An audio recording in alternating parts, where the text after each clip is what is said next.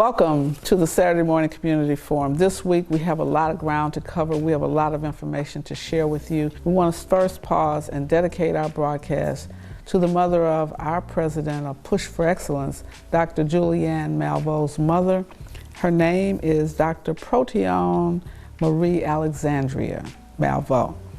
Dr. Protean was a noted professor at Ole Miss. She was known for her social work. Students at Ole Miss remember her fondly. She was there during the 60s, powerful educator, a tremendous mother, and so to the Malveau family, we extend our prayers and let you know that we are with you every step of the way, and certainly God is carrying you through these difficult moments. Today in history, we remember the murder of Sandra Bland, and it just marks a litany of issues involving policing, jail systems in America. And so we remember and we thank God for the witness of Sandra Bland's mother, who has been traveling the length and breadth of this country, fighting for justice for all people in light of her daughter's death while in police custody. Also, this week in history is the anniversary of the historic hunger strike for Latino farm workers initiated by Cesar Chavez. He was one of the leading activists for farm workers in the 60s. We thank God for his witness and his work and his willingness to put his own body at risk as he fought for farm workers. On a happy note, we want to congratulate Dr. Nicole Hannah-Jones and Dr. Ta-Nehisi Coates, who both have been announced new faculty members at Howard University, a historic black college. This will shift the way that journalism is taught at Howard. It will institutionalize the journalism program in an even more effective way at Howard University, with these two powerful young journalists are now part of the faculty. Congratulations, Dr. Nicole Hannah-Jones. While others rejected and could not figure out how to give you tenure, you are now at the most prestigious African-American historical black college in America, Howard University. Well, there's several things on the Push Newswire. I know you're getting excited about getting these news briefs each and every week. Today, Reverend Jackson responded to President Biden's speech on voting rights. And we want you to know that Reverend Jackson basically said the passion that President Biden expressed about the voting rights is wonderful, but passion without a process, without active participation in engaging the Senate and ending the filibuster is an insufficient response to the denial of voting rights, the states' rights agenda that is moving across the country. So we're going to give you excerpts from our press conference on that. The fact is, we need passion without protection, passion speech. But passion without legal protection does not stand the test of time. John Lewis said that we worked in the 65 Voting Rights Act, pretty clear before you move in the districts. The Family Act much further, same-day registration, prohibiting any movement that stop people having access to voting. We need protection. Under the law, we're not getting it, and that's what the rub is. You didn't address the issue of the filibuster. You cannot depend upon this Senate 60 votes for anything.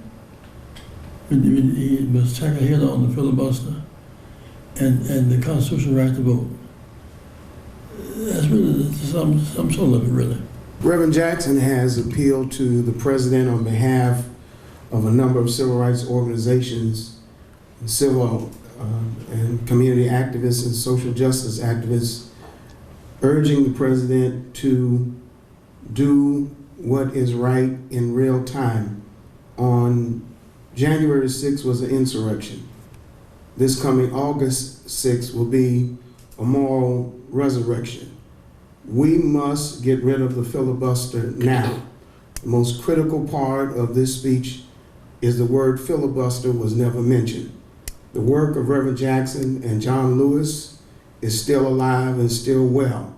The For the People's Act is the most comprehensive measure of legislation that will overturn nearly 400 pieces of state legislation in over 40 states that is designed to suppress and to silence the voice of 75 million people who are responsible for Joe Biden, Kamala Harris, Chuck Schumer, and Nancy Pelosi. We have the majority.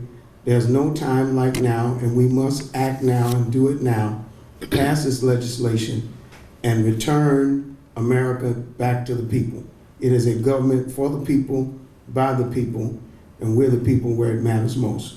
We know we've learned from Reverend Jackson and our history.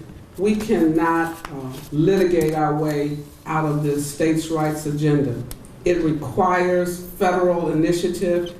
There must be federal oversight. The federal government must pass a voting rights bill that is comprehensive and covers all of the violations that the Supreme Court upheld in its recent ruling.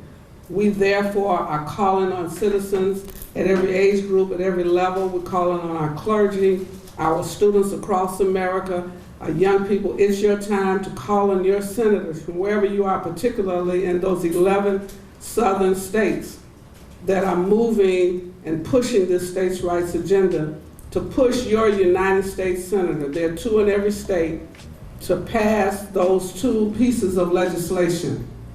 We are going to be joining with Reverend William Barber and the Poor People's Campaign, demonstrating across this nation all summer long, fighting for the voting rights, national voting rights, 2 national voting rights pieces of legislation.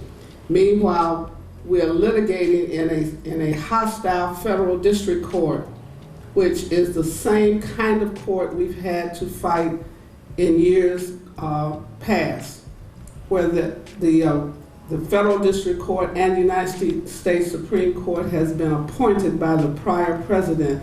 So their rulings are against, but in support of, a states' rights agenda. That's why we're pushing for a federal constitutionally protected right to vote now.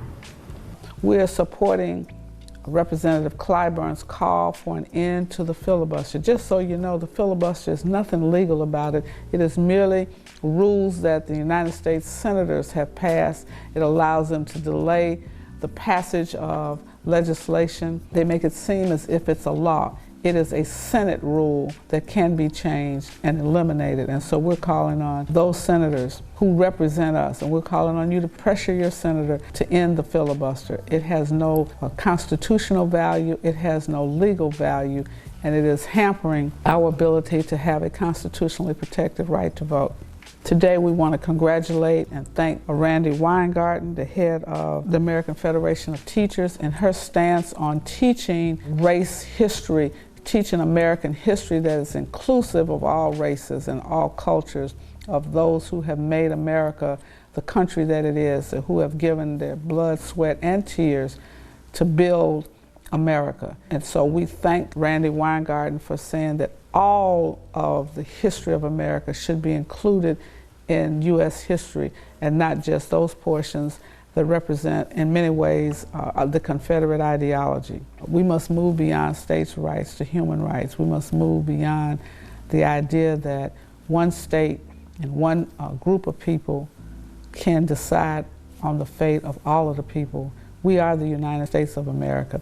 And remember, in the Declaration of Independence, we hold these truths to be self-evident, that all men are created equal and endowed with certain unalienable rights. And so we want those rights to be provided for and protected by this government. Reverend Jackson is on his way to Paris to receive the highest French award given to any civilian. We're excited. There's a whole delegation with him. You're going to see clips of them as they land in France. This is Bishop Tavis Grant, the National Field Director for the Rainbow Push Coalition. I want to thank you for being a part of our International Saturday Morning Forum. I would be remiss if I didn't first say congratulations to Reverend Jesse Louis Jackson. The nation of France is bestowing upon him that nation's highest medal of national honor. That's right, Reverend Jesse Jackson, we are proud of you. You indeed are keeping hope alive. We certainly want to congratulate Cynthia D. Partolo of the Tigris Financial Partners in New York for your membership on the New York Stock Exchange. She is the largest, only disabled and women's-owned floor broker firm on Wall Street and a longtime partner and ally with the Rainbow Push Coalition. And we're so very proud of you and this incredible achievement. You know, as we have been working around the country, we partner with an amazing leader, Bishop William Barber of the Poor People's Campaign, and many, many, many others as we are fighting for voting rights. As you know, in well over 40 states, legislation, well over 40 pieces of legislation in state capitals are designed to suppress and suffocate and bring to an end over 50 years of civil rights progress as it relates to voting rights. And this fight is on. And we're asking you to join us. You know, several weeks ago, Reverend Jackson, myself, and our national spokesperson, Jonathan Jackson, we were arrested fighting for the right to vote. The For the People's Act is the most comprehensive piece of legislation that would literally overnight and at the stroke of a pen overturn all of these pieces of legislation and make sure that your vote counts. 75 million people voted in the past election, and it's time for us to collect on what not only we deserve, but we've earned. The John Lewis Voting Rights Advancement Act. You know, John Lewis wrote the first 300 pages of that act. That act should be sacred to us, as even this weekend we remember him with candlelight vigils all over America, lighting up the sky and lighting up the streets and getting in good trouble. DC statehood is long overdue, and raising the federal minimum wage to $15 an hour. Listen, this is not a sprint, it's a marathon. And you can join today, www.rainbowpush.org. You can hit us on social, Facebook, Twitter, and Instagram. Or you can call us here at the national headquarters at 773-373-3366. Reverend Jackson often says, we don't fight to just fight, we fight to win. And when we fight, guess what? We do win. It's time to win again. You know, January 6th was an insurrection. August 6th is going to be a moral resurrection, a revival to reclaim the soul of our nation. Let's keep hope alive. Listen, I am so excited. We just witnessed the fastest runners in Chicago, the Race to Gately. It is an indoor track facility, a vision of Dr. Conrad Worrell. It is a powerful, powerful moment. It's the beginning of what we hope to be many races across the nation. Our children need to see themselves as moving beyond all of the violence, but moving into a space that encourages, inspires, and gives them hope. We were with Jackie Joyner Kersee, an Olympian gold medalist. Mayor Lightfoot opened up the facility, and to see children from ages 6 to 18 running the race. Now, these were not trained athletes. These were children coming from different communities, from different parks, from different schools across the city of Chicago. And now you're going to see who the fastest runners are. They represent the multicultural presence in Chicago.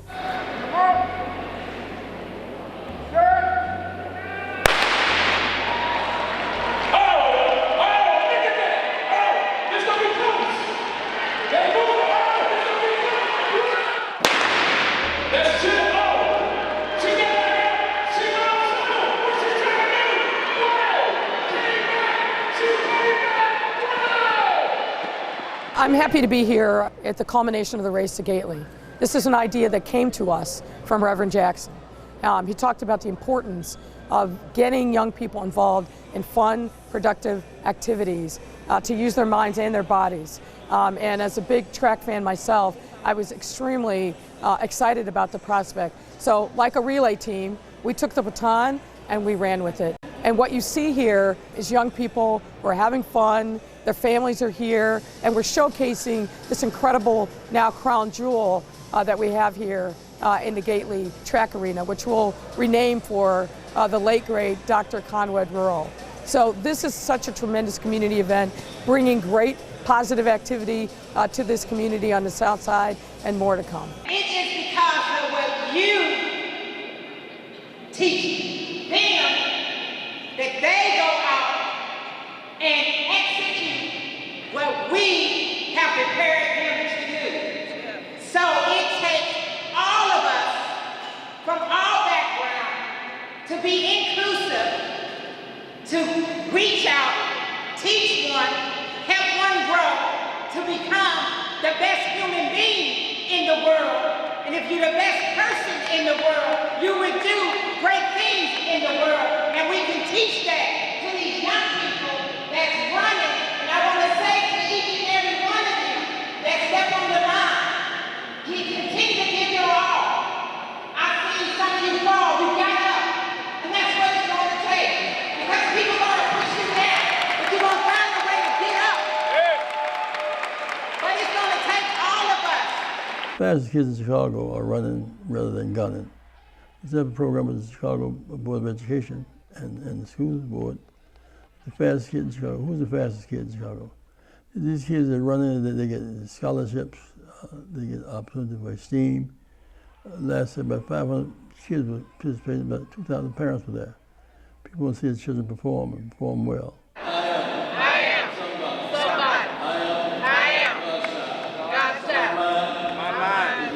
Is a pearl. I can learn anything in the world. If my mind can conceive it, my heart can believe it, I know I can achieve it. Not the fastest gunner, the fastest runner. We run.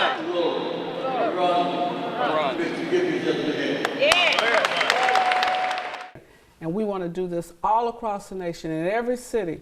Who's the fastest in Tulsa? Who's the fastest in New York? Who's the fastest in Detroit? Who's the fastest in your town?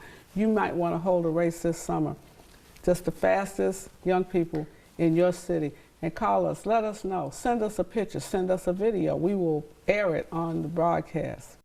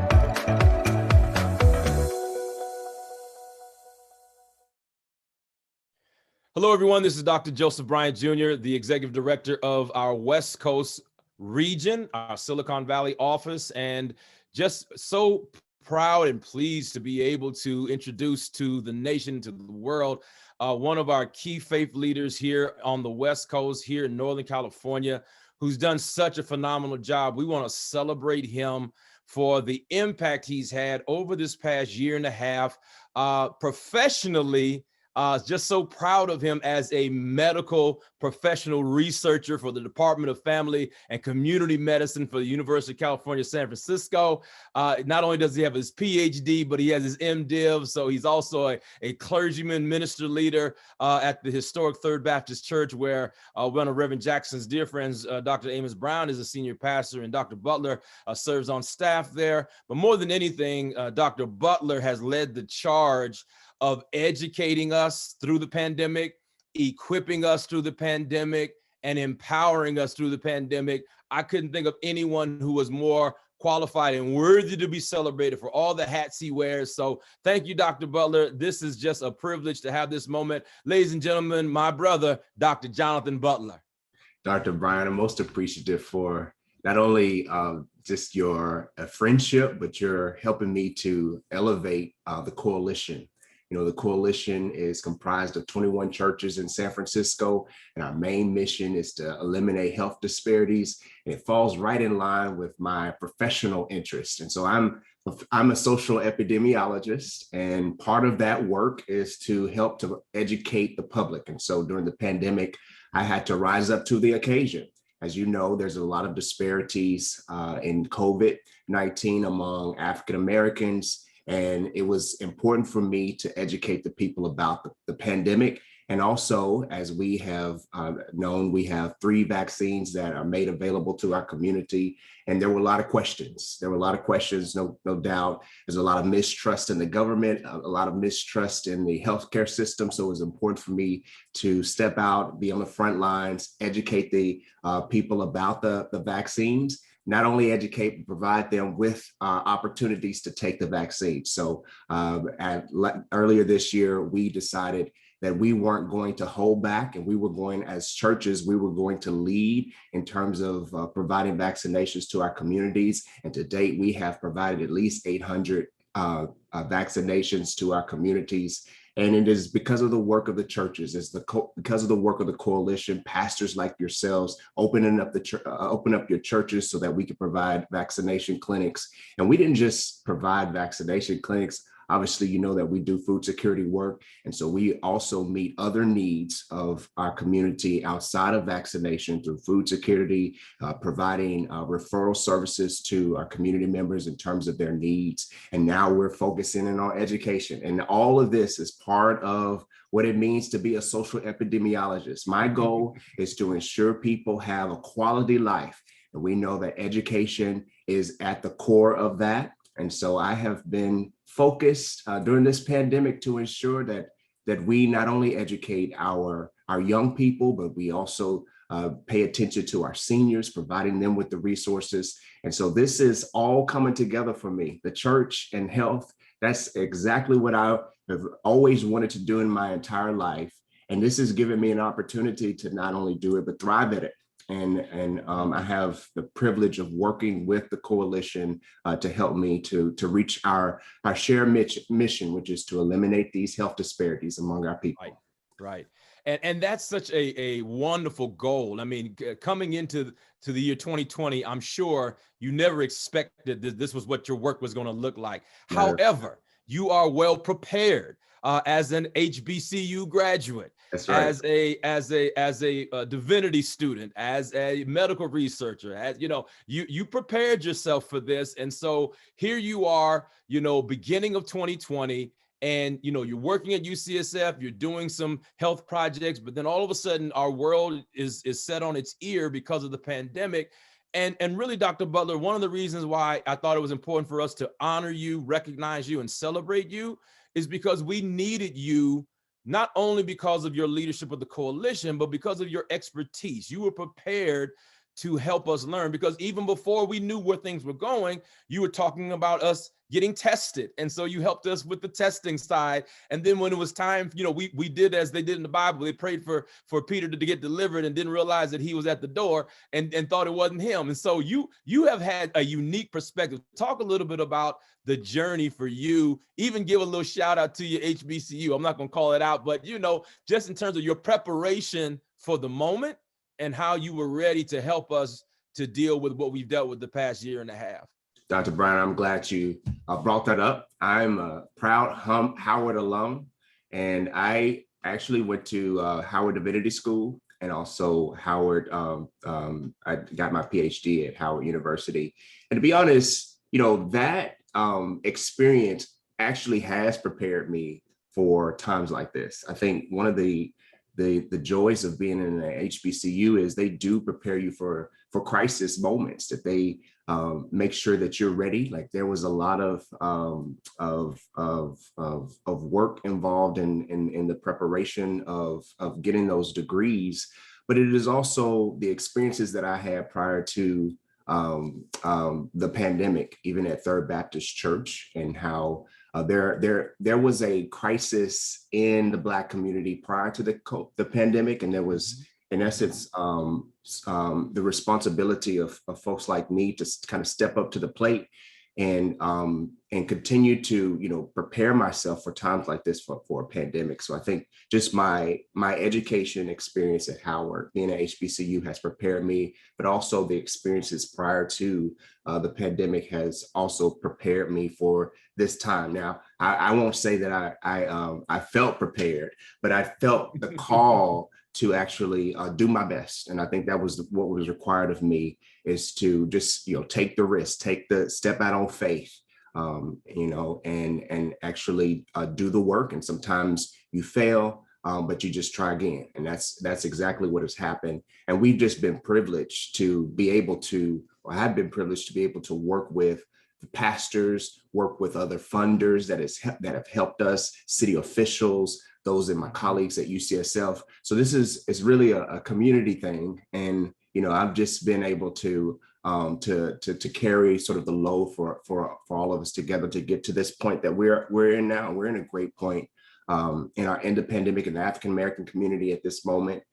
There's a lot of work that we should be, that we need to continue to do, but certainly wouldn't be able to do all of the work that I've done without the help of those that have, provided their support, like yourself and the other pastors and funders and the like. We only have a few seconds left, Dr. Butler, but I would be remiss to have you on as a health professional and not give you a chance to give a 30-second promo to those who are still apprehensive about the vaccine. Those who are still hesitant, especially in our community, still have questions. What do they need to hear from you, not only as a minister of the gospel, not only as a child of God, not only as a concerned community leader, but as a trained and qualified health professional? What do we need to hear from you? Give us your 30 to 60-second pitch to that person who still doesn't know whether or not we should trust this thing, and what we need to tell them. What is the message for that person to know about the vaccine and the vaccination process? Thank you for giving me the opportunity to share that. I think it's certainly important. Right now, we're in a phase where there's a lot of hesitancy, obviously, amongst our people. And what I say to you is, take the vaccination when you're ready. I think at the end of the day, what we want to do is stop the spread of COVID. So obviously, you're going to have to continue to wear your mask. You're going to have to continue to social distance and take all the other health, protective factors that you can to prevent yourself from getting COVID. So, at the time, you may not be ready, and that's okay. I think there will be a time where you will have to step out on faith, take that risk. But in the meantime, I think that is important for just you to protect yourself. And as you're protecting yourself, you're protecting others. There are a lot of things that I understand that people have in terms of the hesitation, the mistrust in our government, mistrust in our healthcare system, and that is to be noted, and I understand that. But at the end of the day, what we want to do is ensure that we stop the spread of COVID-19. So even if you're not ready yet, there are some things that you could do to protect yourself and your community. Ladies and gentlemen, my friend, my brother, who I'm grateful for leading the charge here in Northern California and really doing a tremendous job in all of the hats that he wears. Let's celebrate Dr. Jonathan Butler. Thank you, Doc. Thank you. Thank you, sir.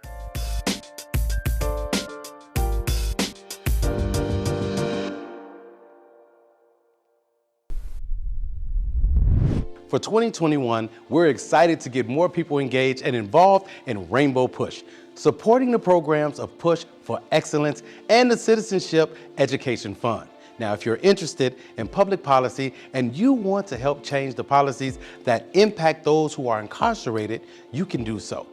If you're interested in impacting public policies that benefit education and businesses with social economic solutions, you can do that as well. You can become a policymaker by becoming a member of Rainbow Push right now. Now, if you believe in the scholarships that we've given to thousands of students each year, you can help us out. We've awarded more than $10 million in scholarships year to date.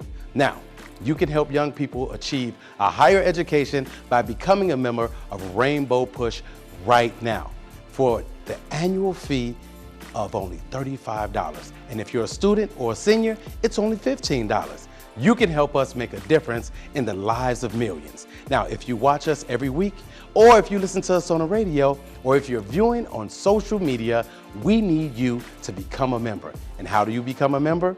It's simple. Visit us at rainbowpush.org and press join. Maybe you'd like to support the work of Push.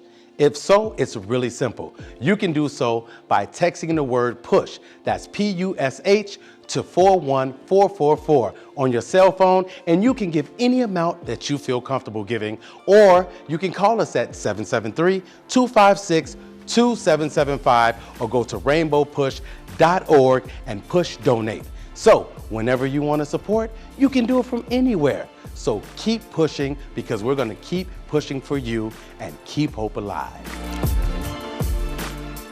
Hi, I'm Tim Lee. And I am Edishawn McChristian. And we have a special announcement for you. We do. Listen, do you have any children at home between 6 and 16-year-olds, especially on Saturdays, doing nothing? Well, if you do, Rainbow Push Coalition have hope for you. And that hope is in the form of a STEM and sports summer camp. Amazing. What does that include? It includes STEM. STEM stands for science, technology, engineering, and mathematics. Okay. And that's going to break down into we teaching your students jobs for the future. Amazing. Drones, right? Yes, digital gaming. Digital gaming and robotics. Coding too. And coding, yes. Yes. We're also going to be teaching financial literacy. What are they going to be able to do with that money once they make it? Invest. They're going to invest. I think so. And then we cannot do anything, especially in this day and age, without the fitness and the sport. I'm ready for it. So guess what? Get ready. I'm on turn rope. I'm jumping. We teaching double dutch. We teaching basketball. And we're running with the best. This whole event is free. I mean, free sports, free play. And free learning. Free food. Listen, if you want to take advantage of these opportunities that Reverend Jackson continues to give to the community after 55 years. 55 years? You mean half of a century plus 5? That's mathematics. Okay. Come down to Rainbow Push, the headquarters at 930 East 50th Street. Or come to the website at www.pushexcel.org for more information. Listen, the dates of the program as we conclude the dates are July 17th, which is this Saturday. This and Saturday. It ends August 28th. Yes, so we have all this time to have this much fun with your children, okay? Listen, when you get down here, you're gonna see and hear Etta McChristian. You're gonna see Tim Lee. And we are going to sign off now by saying, keep hope alive. I am. Now look, I am somebody. And we're pushing for peace.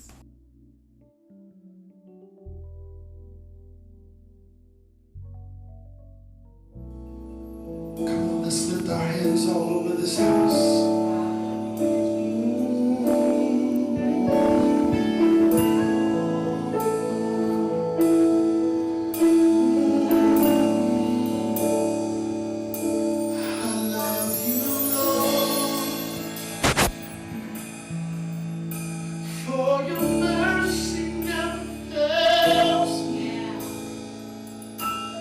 All my days I've been held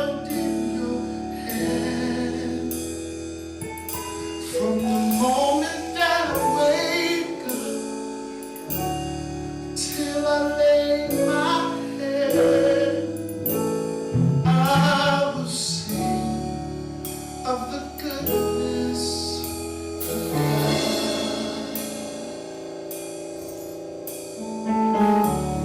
'Cause all my life you have been faithful, and all my life you have been so good. Every breath that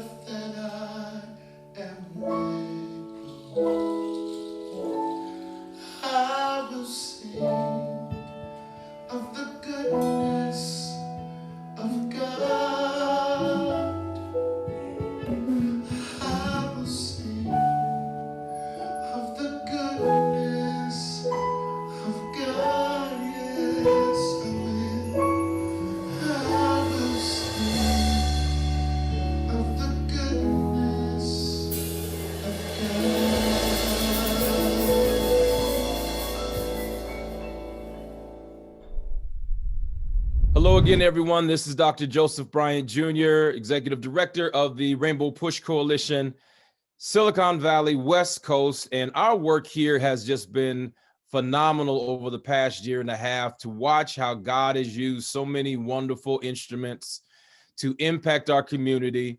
We continue to uphold the vision of our leader, Reverend Jackson, to impact the least of these, and as well as the fact that Reverend Jackson's desire has always been for the church community, the body of Christ, the local church, to take a leading role in how we navigate through challenges of life and how we're able to equip and empower people. And today I'm so privileged and honored and humbled to be able to introduce to all of you this amazing angelic servant who God has used in such a phenomenal way as he serves in leadership, not only of a local congregation here in the San Francisco Bay Area, but he has taken on the role of co-chair of the San Francisco African American Faith-Based Coalition, working in partnership with various restaurants, food servers, the city and county of San Francisco. And the work we've been able to accomplish throughout the pandemic could not have been accomplished without the phenomenal hands and heart of Bishop Ernest L. Jackson. So let us celebrate him today, introducing to all of you, my friends, my brother, Bishop Jackson. Bishop, thank you for being here. Oh, my dear brother and friend, thank you for having me. I'm honored to be here this afternoon. You know, you have blessed us, and I want you to just talk a little bit about your work, because leading our coalition in particular, you have allowed us to come together in a very meaningful way. I've heard your heart as to why it's important for churches to work together, and you've helped us get that accomplished here in San Francisco, feeding thousands upon thousands. Just talk a little bit about your role and your vision and how it's come to fruition, and God has used you to help us help so many. Well, you know, when I think about the coalition and the work that we're doing, I think about one thing in particular, and that's on how the early church, how Jesus had told them to go out into all the world, and the disciples, the apostles, they wanted to just stay right there in one place and do their work. And it wasn't until persecution came that they began to scatter throughout all the world and to take what Christ had imputed into them, the word of God, the gospel, that they began to go out and begin to help people who were in remote parts of the world. This is sort of the same thing that's happened to us here in San Francisco. This pandemic has caused us to come together as one body without any kind of concern about what denomination are you or what affiliation are you. But we saw that to unite it, the work that we could do would be far greater than if we were trying to stand and do it as one. And I am very, very proud to be a part of the San Francisco African American Faith-Based Coalition, united together, feeding thousands and thousands of people. We started off just in such a meager, humble way. I think about the scripture that says, don't despise the day of humble beginnings, because I believe that God was testing us to see what we would do with a small amount. And as we began to move forward, God just opened up the windows of heaven seemingly and has given us some substantial resources. We've been able to help so many people that otherwise would have probably gone hungry, who'd have been, we don't know what would have happened to them, but God has blessed us and he continues to bless us. Every time we think we've arrived to a place of blessing, he gives us even more. So we have some fine churches, including your congregation, that has really helped us and equipped us with some of the tools that we need to move forward. Fine leadership of, we have an executive director who has done a phenomenal job, and my co-chair, Reverend Hillis, over at Double Rock, and we stand together. We all have linked our arms together one by one, and we give all the praise and the glory to God. Bishop, it's been a joy to work with you, and you've been supporting the Rainbow Push work here, our Faith Tech program, our Keep Hope Alive program. You even came to our Solidarity event when we did our work with the Asian community a few weeks ago. But what I've really appreciated is just you're always there for the people. And in doing that, you've still provided tremendous leadership to your own church. And you have allowed your church to embrace these things. You've expanded your borders, so to speak. You've taken the technology pieces. Not only have you encouraged other churches, but you've put some things in motion in your own ministry. And now you're reaching far beyond the walls of grace. Talk a little bit about how you're embracing of new things in this season, and in large territory, how God has favored you in your ministry. Well, thank you for that. I'm thinking now about this technology that we're using. And even though I am a Neanderthal techie myself from way back in the day, the technology that we are using today is unconscionable. We wouldn't even think these tools that we're using would exist. And I am, as a pastor, I'm blessed to have a team of young people, including yourself, that and the team from your church that came to our church and gave us some great ideas and showed us how that we could do even more with what we literally had it in our hands, but we didn't recognize it, with our own smartphones and with iPads and so forth. And our congregation had to come together. They had to learn some new things. They were resistant at first. Nobody knew what Zoom was. Nobody knew what virtual meant. But because we have done that, and this is to the glory of God, we have reached people as far away as Jamaica and Haiti. With this technology that we're using. We've been able to spread the gospel of our Lord Jesus Christ with these tools. And I want to just say thank you to you for helping us and for Rainbow Push. I believe that Reverend Jackson had a prophetic vision a long time ago and began to lay the infrastructure. I have to admit, to some degree, I was a late adopter because I was trying to figure everything out. But we're not on autopilot yet, but thanks be to God that we're getting there.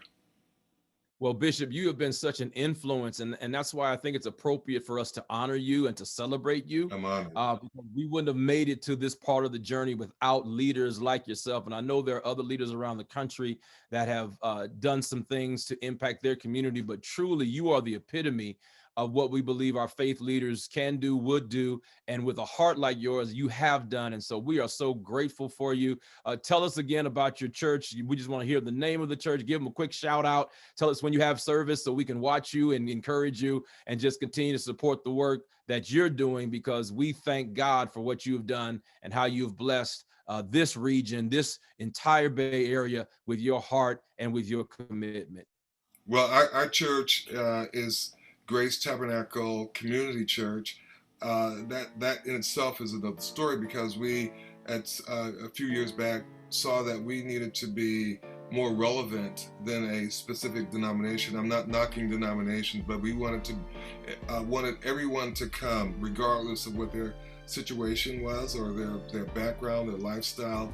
And so our church has been in Bayview Hunters Point, which is in the southeastern sector of San Francisco. Our church has been there for about 75 years. Wow. And when I became pastor, I, to be honest with you, I did not want a pastor. I felt that pastors had to walk a certain path, and they had to do certain things a certain way, and there were sacrifices that need to be made. And I had to be honest with you, I didn't want to make any real sacrifices. But God had a different plan for us, and we have God has just blessed us because we yielded to His will. And with the food security that we now support and we administer, to even the mental health programs that we're about to get launched with the coalition. Now, I really would like to say this to all of the pastors. We have got to come to the place where we recognize that mental illness is just much of an epidemic as COVID-19. And we've got to start addressing these issues in our congregations, and just not in the congregation. If we look at the entire community where we serve, This is an urgent issue. So our church is on board with that. Some of our members have been through first responder training for mental illness, and we've got a big program that we're putting together for the coalition that we're going to be rolling out real soon. Bishop Jackson, this is exactly why we're celebrating you. Not only have you done great work, but you're already forecasting and casting vision for the days ahead. Ladies and gentlemen, brothers and sisters, let me just thank God again for Bishop Ernest L. Jackson, for all that he has meant to us. God bless you, Bishop. Thank you so much. Thank you so much, Dr. Brian. Love you, man. Love you too.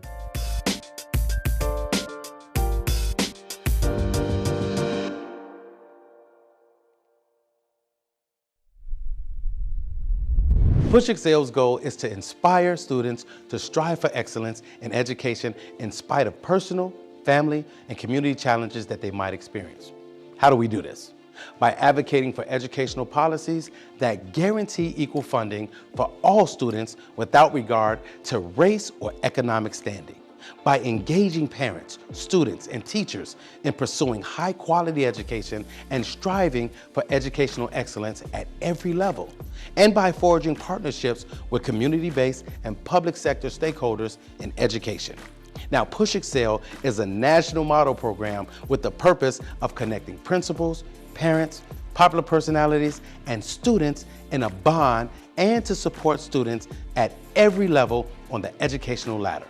Now, we want you to become a member of the Rainbow Push Coalition and Push Excel. Your annual membership can help us to change policies that impact students, colleges, and universities all around the country. So step up and sign up today. Membership is only $35, and if you're a student or a senior, $15. Just go to our website, rainbowpush.org, and push join to become a member or push donate to support the Push Excel program. You can also text the word Push Excel, that's PUSHEXCEL, to 41444 on your cell phone, and you can give us any amount that you feel comfortable giving or call us at 773-256-2775. Wherever you are, you can support us as we keep pushing for you. And remember to keep hope alive.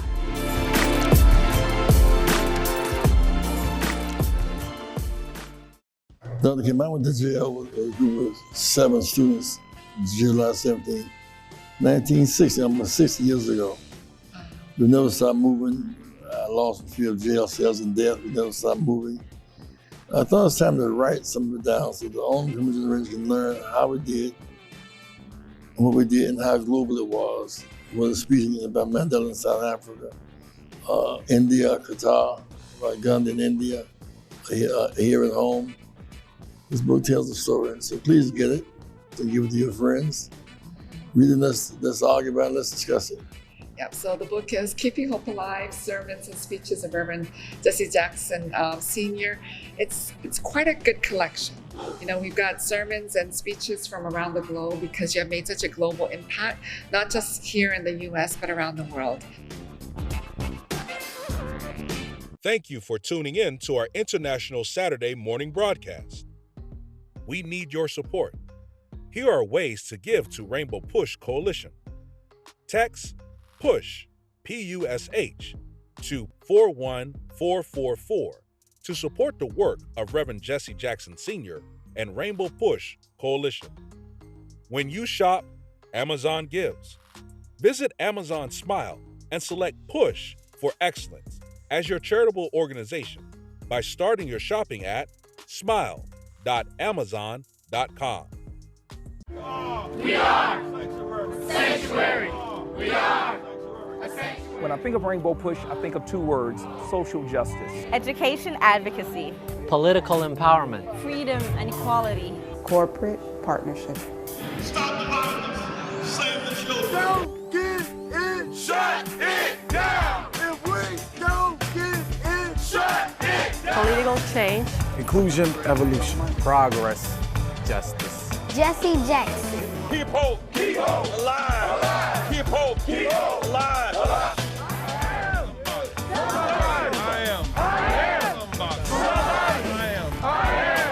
Somebody make me.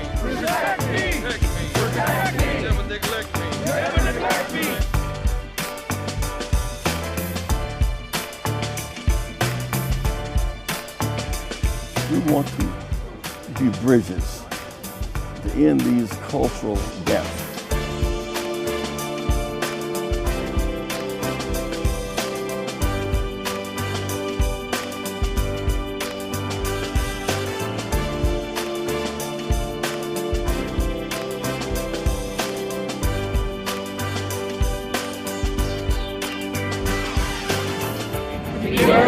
Going forward by hope, not backwards, by fear.